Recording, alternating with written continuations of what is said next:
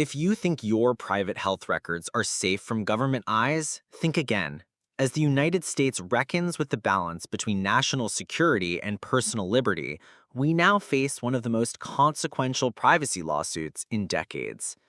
On July 1, 2025, California Attorney General Rob Bonta stood before the press, flanked by legal scholars and state attorneys, and announced a lawsuit that could reshape the future of data privacy in America.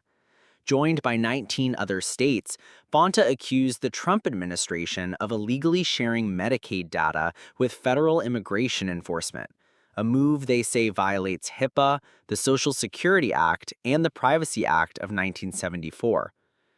At the center of this legal storm is a data set. Millions of names, addresses, social security numbers, medical records, and immigration statuses pulled from Medicaid rolls in California, Illinois, Washington State, and Washington, D.C. The data was transferred by the Department of Health and Human Services, HHS, to the Department of Homeland Security, DHS, in June, reportedly under pressure from Trump-appointed officials and Robert F. Kennedy Jr.'s inner circle. Critics argue this data was used to aid in deportation efforts targeting non-citizens enrolled in state-funded Medicaid programs funded not by federal dollars but by state taxpayers. This story didn't start in July. In fact, it began in February 2025, when President Trump signed the executive order ending taxpayer subsidization of open borders. The order set into motion a series of federal reviews that would target Medicaid programs deemed too lenient on immigration status. In May, CMS, the Centers for Medicare and Medicaid Services, demanded immigration data from state-funded programs. And on June 10, despite objections from its own officials, HHS ordered CMS to hand over the files to DHS, giving them just 54 minutes to comply. The implications are staggering. Not only does this violate long-standing privacy law, but it also instills a chilling fear among millions who rely on Medicaid. Former CMS officials have warned that this undermines the firewall between healthcare and immigration enforcement, a wall designed to ensure that hospitals and clinics are safe spaces, not traps. The administration's defense? HHS spokesperson Andrew Nixon insists the transfer was legal, stating that it helps ensure Medicaid funds are reserved for those lawfully entitled to receive them.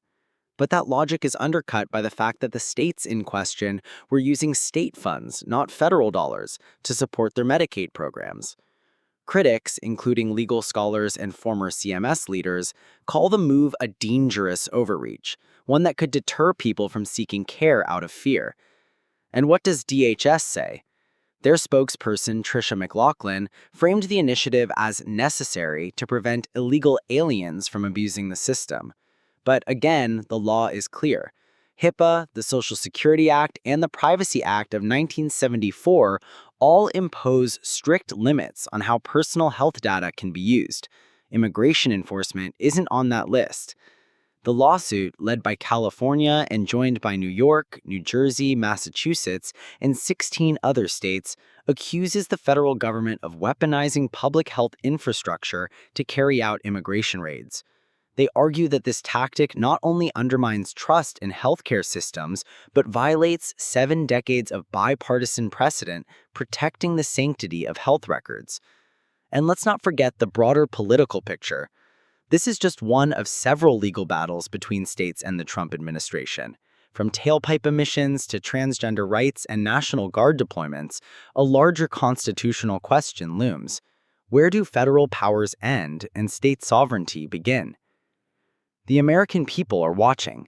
On X, posts range from outrage at what's perceived as a gross invasion of privacy to celebrations from those who support stricter immigration enforcement. But one thing is clear, the lines are being redrawn. The outcome of this lawsuit may determine not just the limits of immigration enforcement, but how far the federal government can reach into your personal medical life.